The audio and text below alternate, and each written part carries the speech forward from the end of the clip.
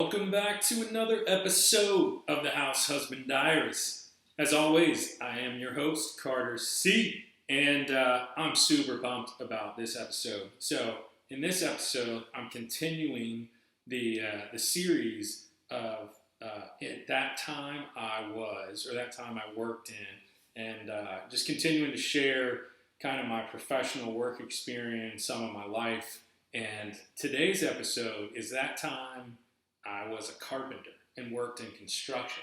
So I figured, you know,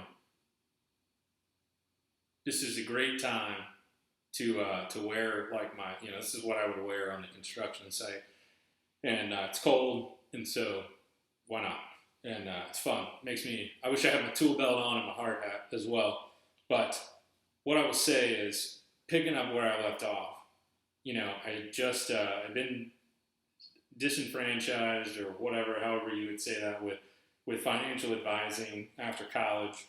Went into youth ministry, got kicked out of youth ministry, and I thought, what better way to emulate Jesus than to become a carpenter? I was like doing Jesus's life in reverse, like ministry and then carpentry, kind of like a Benjamin Button deal here. So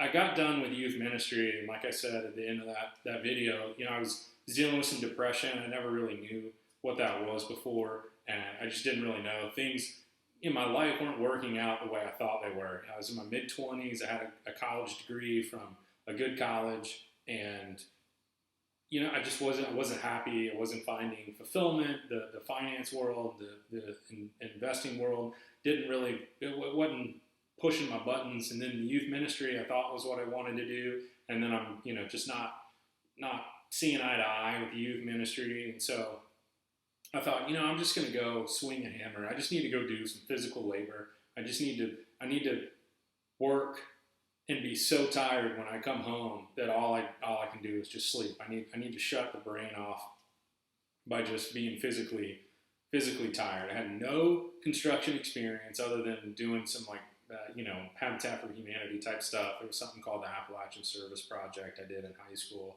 for a couple of years, and I really enjoyed it, and I like working with my hands. So I thought, why don't I do that? So I go and I interview with this construction company, and they were like, why are you doing this? You have a college degree from UNC Chapel Hill. You've been a financial advisor and a youth minister. Why are you you don't have, first of all, you don't have any construction experience. You have no skills that we need. So, I mean, can you read blueprints? Can you do anything? I was like, no, nope. Can you just hire me? You hire other people, swing a hammer. Can I just go? We just hire me and I'll show up? So they go, okay, well, pick a trade. Because these are general contractors that did a bunch of stuff. And I was like, they said, pick a trade. Like plumbing, HVAC, carpentry, whatever, and I said, I don't know anything about any of that. I was like, well, I can swing a hammer, hit a nail, carpentry. So they're like, okay, we'll hire you for, I don't know what they paid me, a couple bucks an hour, 10, 12, 15 bucks an hour. I have no idea. So I said, okay, I'm just going to start at the bottom. I have no idea. They said, okay, you need a tool belt and a hammer, and show up. Okay. So then I go to Lowe's, and I'm like, okay, I need a nice tool belt, but I don't want a tool belt that's too nice, So I just get a decent tool belt, but it's gonna be new, something to look like, the newbie on the job site. And then the hammers. Well, when you get to the hammers, there's a whole bunch of hammers. I didn't know there was a whole bunch of hammers. My dad's not a handyman. My granddad, my mom's dad was, but my dad's side of the family, not really that handy. And so we just had a little normal hammer to, hang paintings and stuff, pictures, whatever, and college degrees. That was it. That was pretty much all the hammering I'd done other than that Appalachian Service Project stuff. So I get to the hammer aisle or display at Lowe's, and there's just way more hammers than I ever thought there were. There were ripping hammers, there were small hammers, there were big hammers, there were medium-sized hammers, there were wooden mallets, there were rubber mallets, like, what kind of hammer do you want? And I'm like, I can't ask anybody at Lowe's, like, hey, I'm getting ready to go to a job site. It's my first day at school, what kind of hammer should I bring? Like, I'm a man, like, oh, I'm a 25-year-old man. I'm going to a construction site, so I need a hammer. Well, the ripping hammers are like badass. They've got this like big, back end of it where you can just put it into crap and tear it apart and pull out nails like no problem. And they're ginormous. They weigh like twice as much as the regular hammer like I grew up with my dad in the house. But then I'm sitting there looking at it, and I'm like, I got these dinky normal looking hammers which my dad uses. They're like smaller versions. And then I've got these like badass ripping hammers and other types of hammers, and I'm like, okay, well, if I show up and I'm like wearing nicer clothes that aren't like, I haven't been out on the job site, they're not like ripped and torn. My tool belt's all new and new leather and not dirty. I haven't been working, haven't held any nails yet. I haven't done anything. I don't want to have like the most ginormous hammer out there, and everybody else has like weenie hammers, and they're just like, oh, you're compensating for something, like I need to limit the amount of jokes. So I was like, I'm just going to get a normal hammer and show up. So I'm not trying to, I just want to be. I've had a hard enough time professionally. I just want to get on a job site and just kind of disappear and just work. So I show up at the job site with my little weenie hammer and my new tool belt. And immediately, the superintendent, who went to NC State, UNC's big rival, is like, nice hammer, pussy. And I'm like, oh. He's like, really? What are you going to do? You putting a dollhouse together? And I'm like, huh. Okay, so I should have gone for the biggest. I wasn't thinking that I forgot, right? Or, construction sites are where men go to be men. Bring the biggest hammer I should have brought a sledgehammer, right? Like a 3-foot sledgehammer, and just shoved it in my belt and just walked around with like a 40-pound sledgehammer. And been like, you need me to nail something in? I do it one-handed, So I'm starting off like just completely being made fun of. I'm the butt of every joke, right? So I get my new hard hat. I go work, they're like, what do you know how to do? I'm like, nothing. Just go tell me how to do whatever. You want some nails hammered, you want whatever. So what ended up happening was I had a great time. I got a few more stories that I'm going to share. But became great friends with that superintendent. He really took me under his wing. He was a super guy. He lives up in the mountains in North Carolina now, and he is just a great guy. I haven't seen him in years. But he was a great guy. We worked really well together. I enjoyed all of my time, everything I learned from him, how to read blueprints, how to do all of it. It was a phenomenal couple of years that I had in carpentry and in construction in general. So after I'm around for a while, right? I've earned some respect. Like I had to do some heavy lifting work, pretty hard, because I don't want to seem like I'm getting special treatment. And I didn't want special treatment. I wanted to be able to pull my own weight. But then once you kind of become you're accepted into that group of people that you're on the job site. And I mean, I was accepted to some degree, right? Like I probably wasn't accepted because I didn't do a lot of the things that some of those guys did. Like one of the painters was an ex-bank robber. And he had his tattoo and everything, and he was like, yeah, you don't believe me? And I'm like, I don't know. I didn't say I didn't believe you, but I don't really know like how you can prove it, and I don't really know that I care if you're an ex-bank robber. And he pulls out his wallet, and he pulls out a newspaper clipping from like 1956, and it was like so-and-so and so-and-so, like 19 years old, and his buddies robbed a bank. And he's like, that's me I'll fucking slice you, you know? And I'm like, oh my God, like, are you serious? So like this guy, that was when I was helping the superintendent. This painter was just like, I'm gonna kill this kid. This little Hispanic kid was on the job site, and I was like, why are you gonna kill this kid? Like, I was trying to talk him down, and then that's when he told me that that he was a bank robber and he would start killing people. And I was like, why are you so angry? And he was like, the kid has my porno.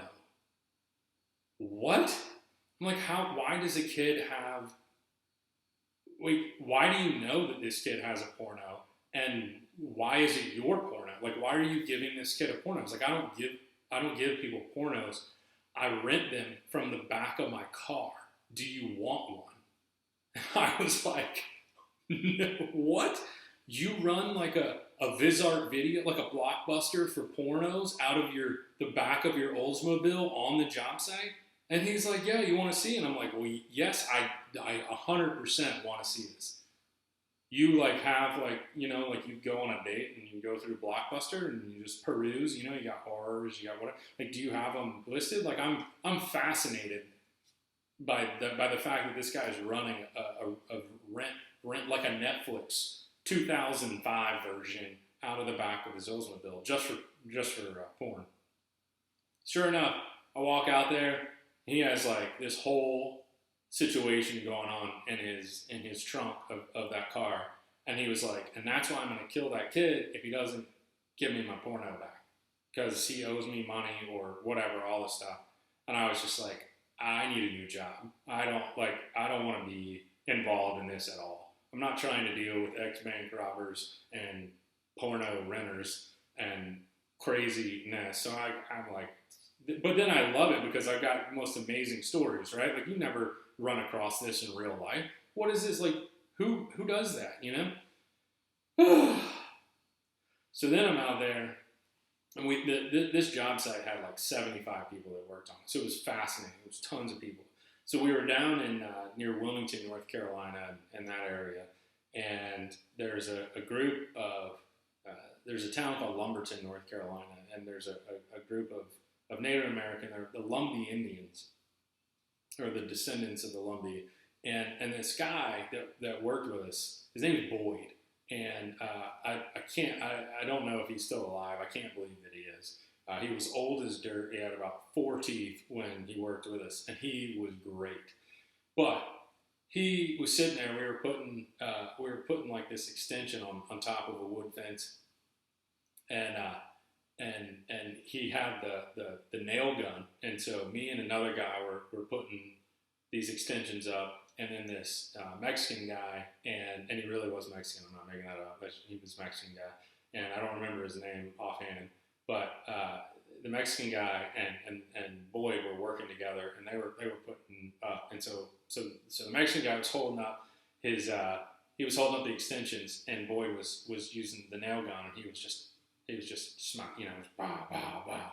And I'm up doing mine, and all of a sudden, and I hear, God damn!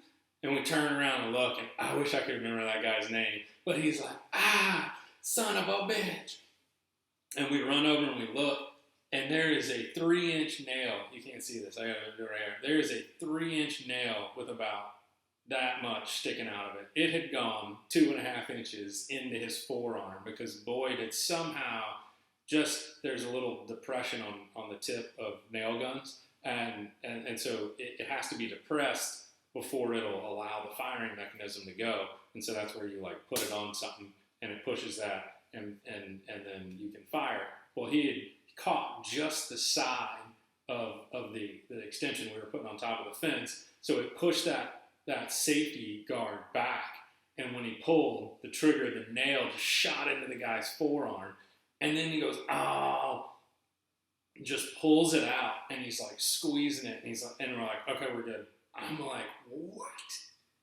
Maybe you should go rent some porn from the painter over there. That'll make you feel better. Wow. So, such grace. If you ever are like bored or tired of life, go work construction for like a year. You'll meet the most phenomenal people.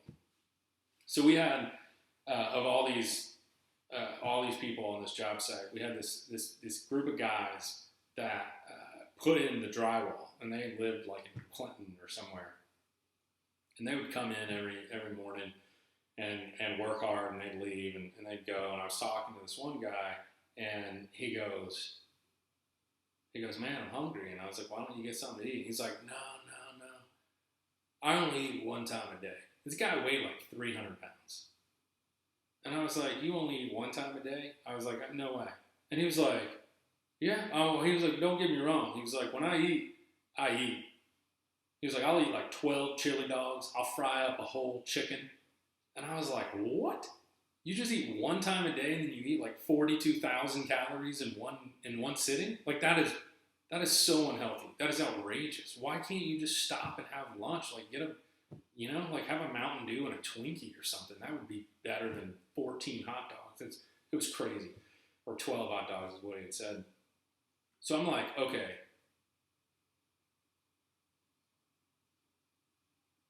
Where do you come from? Like, why would this be your MO? And he's like, I don't know, man. It's just how it works. He's like, so what I do is I leave the job site and then I drive to stop at the first gas station, no matter where the job site is. I stop at the first gas station and I buy 3 40-ounce malt liquors. I drink one on the way home, and then I drink the next one sitting in my recliner, and then I have the last one with my dinner. Every night. 120 ounces of malt liquor and like a whole fried chicken or 12 chili dogs. What?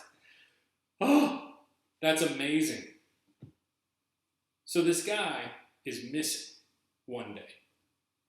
My boss, the superintendent, couldn't find this guy. I'm like, I don't know, I haven't seen him. We're looking all over. I went, it was like a 40-some thousand square foot assisted living facility outside of Wilmington that we were building. Tons of rooms, they were going to have. So I was like, I'll go look and I'll come back. So I don't know, I was gone for maybe 15, 20 minutes, 30 minutes. I came back, I was like, I don't see him anywhere. I've been in every room in this whole place. And unless he's just following me, and I don't see him. I've asked people, they don't know where he is. As I'm sitting there talking to my boss, to the head of the site, this lady comes in, a Hispanic lady she had been cleaning. She goes, who are you looking for? And he's like, I guess that was like an Asian. That was a bad accent. I apologize. And he's like, looking for this guy. I have no idea what his name was. And she's like, oh, I know where he is. I'll go find him. I'll go get him. I'll go bring him to you. And we're like, there's no way you know where this guy is. It's like, I've looked all over. This other guy, my boss, looked all over. Sure enough, like 10, 15 minutes later, this guy comes stumbling in the trailer. And we're like, where have you been? He was like, fell asleep in the porta potty. It's where I go take my naps because nobody will look for you there. I just turn the knob and I just sit down and take a nap. I'm like, you're one of the grossest people I've ever met in my life. You drink 120 ounces of malt liquor every night. You eat like 12 chili dogs or fry up a whole chicken. And then you take naps in a construction site porta potty. What? You should go rent porn from the painter out of the Oldsmobile. What a crazy group of people. So anyway, of all these experiences, I had the coolest thing. I got to drive a bulldozer. So I'm like one of those people that like I'm not just gonna go jump in equipment because I don't know, right? Like I don't know how to drive that stuff. I've never been taught. But the great thing about people on construction sites, they're such macho, manly men that they're just like, oh, I know how to use that. Oh, I know how to do that. No, I'm a man. Like it's like in your DNA. No, it's not. So I had to move some stuff off this property. And so we needed like these big Connex trailers. And so we were like, well, let's just get the bulldozer and, hook up a big wire cable and then we'll just drag it. We'll just pull it. Well, there's a little dip that went to our property was higher than that field where we were storing stuff. So my boss was like, why don't you get the dozer and go hook up and then you're going to go drag that Connex trailer over onto our property. And I was like, really? You're going to let me drive the bulldozer? And he's like, dude, what the heck? Like, you can drive a bulldozer. And I was like, I've never driven a bulldozer. This is going to be awesome. Well, a bulldozer has like a rabbit and like a turtle. And you just move this thing from the rabbit to the turtle. I guess they don't feel like people are, or at least this old one did. They don't feel like people that drive these things are too smart. You know, they can't have like fast and slow because you can't read, but you're somehow intelligent enough to know that a rabbit is fast and a turtle. I guess they're like, you know, that tortoise and the hare. I guess they just think people are stuck in like second grade. So anyway, I get this bulldozer. I drive it down. I'm so stoked. This thing is just, you just feel like a man. Like, oh, I'm driving a bulldozer. Like, there's a few feelings like that. Like, you can take that on the highway and go 2 miles an hour, and people could flick you out and whatever. And you're just like, F you, I'm driving a bulldozer. You know what I mean? So I get the bulldozer all hooked up to this trailer, and I start going, and I get to this hill, little inclines. It's maybe only like 4 feet or something. And I start going up this incline on the bulldozer, and I'm going like closer to the rabbit than the turtle. And I start going up, and I'm expecting like, you know, the car to go, you know, whoop, like whatever. Well, I've never driven anything with tracks, and the thing about vehicles with tracks is they're not like wheels, like independent suspension and stuff, you know, where they're just gonna stay on the ground. So it's like a pendulum. I think it's pendulum. Is that what that is? Pendulum? I don't remember. Anyway, it starts going up, and it starts going up and up and up and up and up and up and up and up and up and up and up. And I realize a wee bit too late that I should have gone back to the turtle, because what's about to happen is I'm going to get so high until fulcrum. That was not pendulum, fulcrum. Until that fulcrum point, and then the whole thing is going to just drop. And I'm like, da da da da da da da. It was like, I mean, it was almost like, yeah, going up a roller coaster. And I mean, I'm going up, up, up, up, and then all of a sudden, just boom, and everybody looks. Well, I'm like thrown out of the seat. My hard hat falls off. I'm like, oh my God. And then it just banged, and everybody's turning to look. Well, our trailer, where like the boss, you know, everything was there. I had to stop. I had to find it. I had to turn it off. Everybody's like, what are you doing? I was like, oh, I've never driven a bulldozer before. Never driven one since. Yeah, it's good times. And then the last story that I'll tell you about my time on a job site. I had moved up to being a superintendent. I was building some custom homes in eastern North Carolina, a different place, out in Pamlico County, North Carolina. If you ever get out there, it's really neat place. And I decided, you know, as a superintendent, you know, wearing some like collared shirts and like polo shirts and stuff.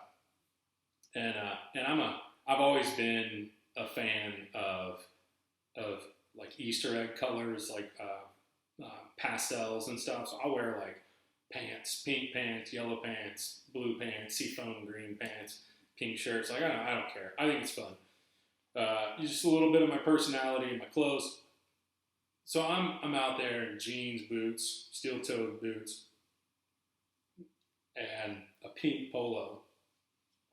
I don't know what it is about painters, but I seem to have weird relationships with painters. So I go in to these nice condos we were building down there by the boat ramp in Oriental, North Carolina. If you ever get down there, I was superintendent on those 2 buildings. So if there's a problem with it, don't come talking to me, because I wasn't the owner. I was just the superintendent overseeing it. But I had a great time. Everything was really nice. I learned a lot. So I go into one of these units, and this guy's painting. And he's like, he spent some time in jail and, you know, got some tattoos. No judgment, just trying to give you. He's got a long ponytail, grill kind of messed up. And I walk in, and he's kind of a jerk anyway. His brother was like the owner of the paint company, and he was just kind of whatever. He was just there, but he always talked back. He always had to just say something. He was always trying to get in a fight and stuff. So he's like, you know, nice pink shirt or something, and I was like, okay, we're gonna, like, I'm just gonna let that go and just move on. And I was like, yeah, I like it, you know, whatever. And then he's like, he just keeps on. And he's like, oh, well, you know, girls, you know, wear pink. That's not for boys. And I'm like, we're talking about construction, you know, we're talking about stuff to paint. And he's like, I'm not going to do that. I don't listen to anybody, any man that, or supposed man that's wearing pink. He's like, because that's what girls wear. And I don't listen to, people that wear pink shirts. And I was like, well, that's funny, because where I come from, girls have their hair like yours in ponytails. And he hauled off and he was holding the paintbrush. He hauled off and threw the paintbrush at me and missed and hit the wall behind me. And it wasn't finished or anything because the whole place is still under construction. But it put a hole in the drywall. And I was like, so help me God, if that had hit me, or if you hit me, I will rip that ponytail off the back of your head. And then we had to be separated. And so if you ever want to have an enjoyable time, go to a construction site, because there are people that are phenomenal. You just don't meet those kinds of people anywhere else. So I hope you've taken these stories. They've been, they've made you laugh. I hope you've had some fun with them. I had some fun telling them, having fun reliving those good old days of construction.